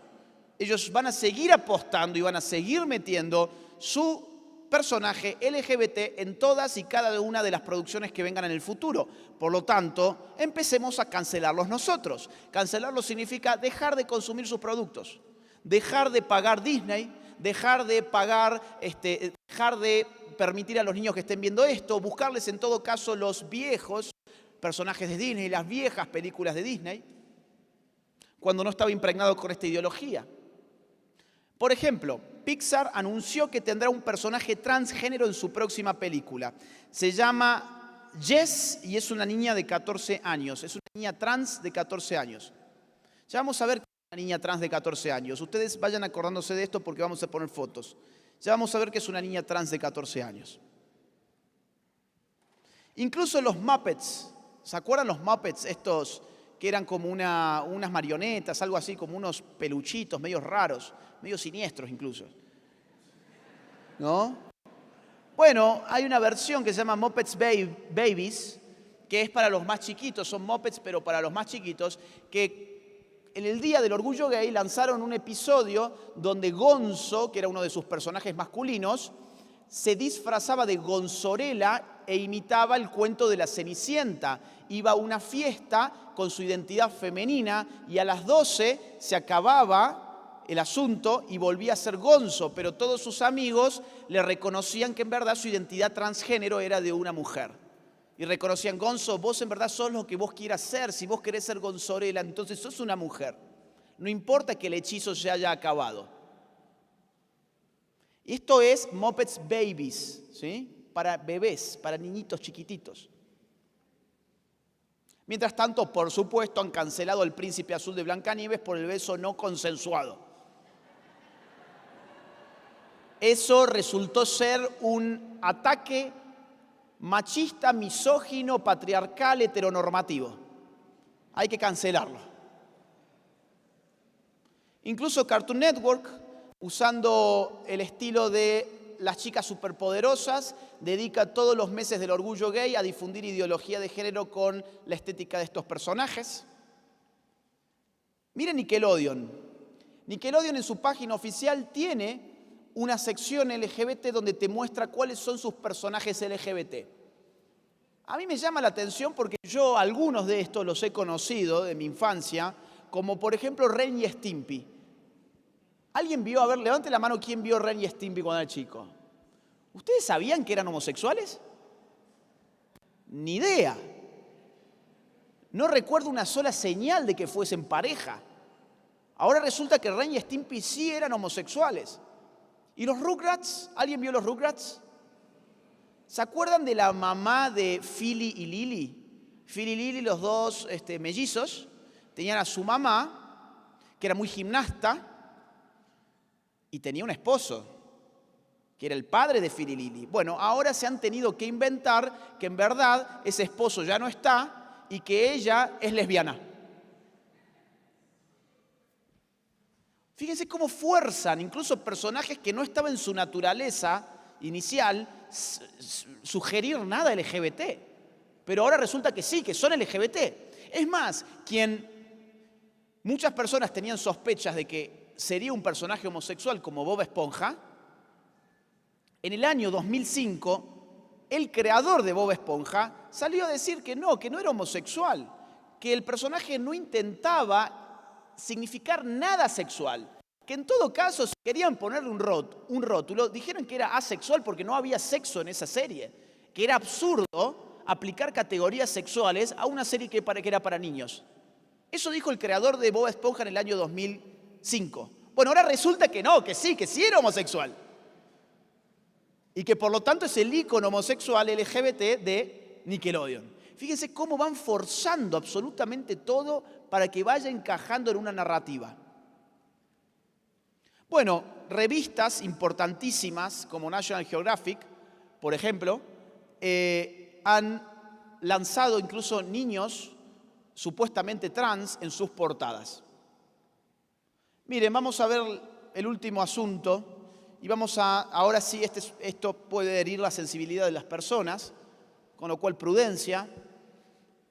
¿Qué significa que un adolescente sea un niño trans o un adolescente trans? Significa que ese niño tiene que someterse primero que nada a bloqueadores hormonales que le frenen la pubertad, que le frenen el desarrollo natural de su cuerpo. En segundo lugar, significa que hay que darle hormonas del sexo opuesto. ¿Para qué? Para empezar a acentuar o hacer decrecer ciertos rasgos sexuales. Y en tercer lugar, significa que hay que someterlos a cirugías. En Estados Unidos, esta ideología de género está pegando muy, muy fuerte en todos los niños y especialmente en lo que hace al transgenerismo a las niñas, a las adolescentes y preadolescentes que tienen algún problema, como cualquier adolescente tiene, conflictos emocionales, está cambiando la vida, es una época difícil. Bueno, ahora la solución es darse cuenta que en verdad uno era del sexo opuesto. Y además ven reforzada esa decisión cuando de la noche a la mañana han decidido que ya no son una niña, sino que son un niño y todo su entorno lo aplaude y le dice qué popular y qué cool que es ahora. ¿Sos marginado en Estados Unidos? ¿Sos poco popular en Estados Unidos? Tu solución está en la palma de la mano. Significa que tenés que cambiar tu identidad de género y vas a ser bien recibido por todos. Esto está acentuando la problemática transgénero de una manera impresionante. En los últimos años han crecido hasta la estratosfera la cantidad de transgenerismo en niños. ¿Qué significa que una niña sea transgénero? Bueno, significa que hay que hacerle cosas como esta. Entiendo que no van a llegar a ver porque la pantalla no nos ayuda, pero eso es un brazo de una niña que está en su antebrazo totalmente pelado, está con el hueso a la vista. Para ser una niña transgénero yo tengo que retirarle la piel y el músculo del antebrazo para, con ese piel, con ese músculo, construirle una especie de pene artificial, que además va a ser disfuncional porque incluso yo voy a necesitar una bomba para que endurezca. Eso es lo que le están haciendo las niñas. Niñas que no conocen nada de la vida, no pueden, por ejemplo, tomarse una botella de cerveza porque son menores de edad, pero sí pueden decidir mutilarse de esa manera para armarse un pene artificial. Claro, hay que retirar los pechos. Hay que hacerle una cirugía, una mastectomía, para retirarle los senos. O sea, una chiquita que puede tener 13 años, 14 años. Miren, por ejemplo, esta, si es que se llega a ver. En este caso le han retirado piel y le han retirado carne del muslo, ¿sí?, de la pierna, para irle armando un pene que está completamente enyesado, porque eso hay que ver que surge más o menos de ahí. Y cuando se dé cuenta esta persona que eso no le ha cambiado el sexo, cuando se dé cuenta que le han mutilado el cuerpo, cuando se dé cuenta que no se ha convertido en nada más que en una persona desfigurada, bueno, ahí van a aparecer conflictos mucho mayores, créanme. El índice de suicidios de trans no ha bajado, ha crecido en los Estados Unidos. Esto es una niña, también muy chica, tendrá unos 14 años más o menos, 14, 15 años. El cirujano está muy feliz, evidentemente, porque, bueno, ha cobrado lo que tiene que cobrar por hacer una mastectomía. Le han retirado los senos.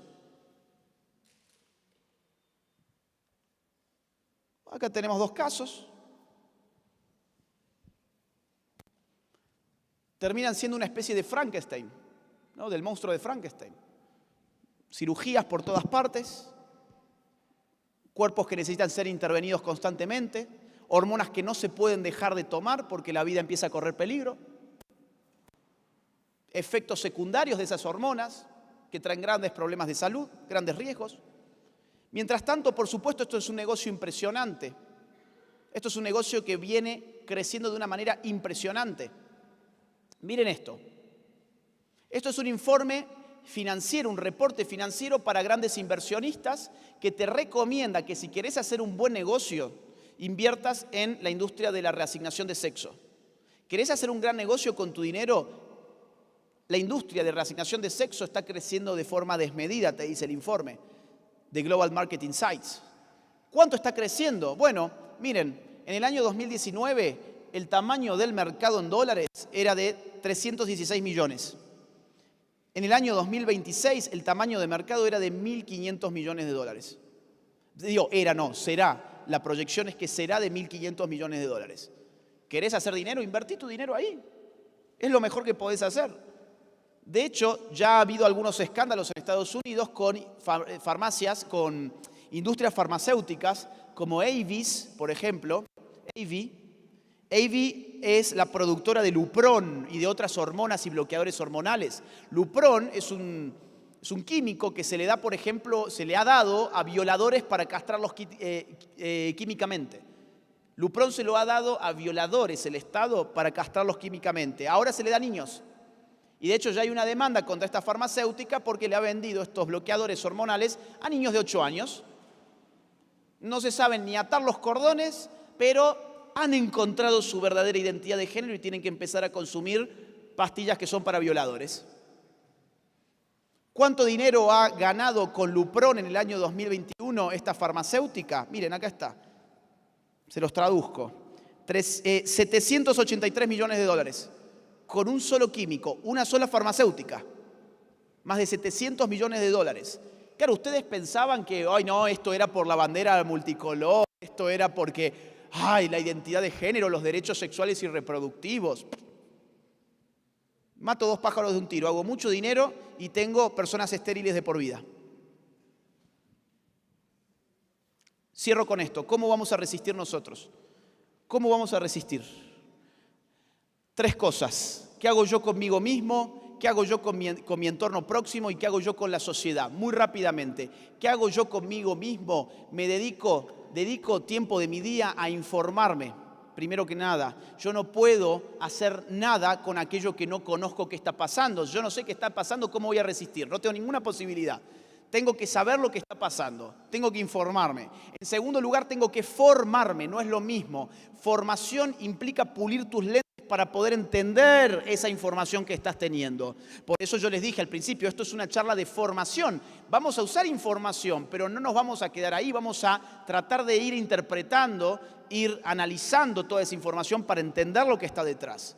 Eso se llama formación. Una vez que están formados y que están informados, procedan a actuar, no se acobarden, procedan a actuar. ¿Cómo actuar? Bueno, con mis próximos 2 recomendaciones. Primero que nada, rompan la espiral del silencio. Todos, a ver, acá la mayoría, no solamente acá, sino en general, la mayoría sabe que el sexo no se puede cambiar, la mayoría sabe que esto del lenguaje inclusivo y los pronombres de género es un absurdo, la mayoría sabe que el hombre no es tóxico por naturaleza, sabe que no es cierto que todos los hombres sean violadores en potencia, sabe que todo eso es paparruchada ideológica, pero no se animan a hablar. Y si no hablan, parece que las mayorías están en otro lugar.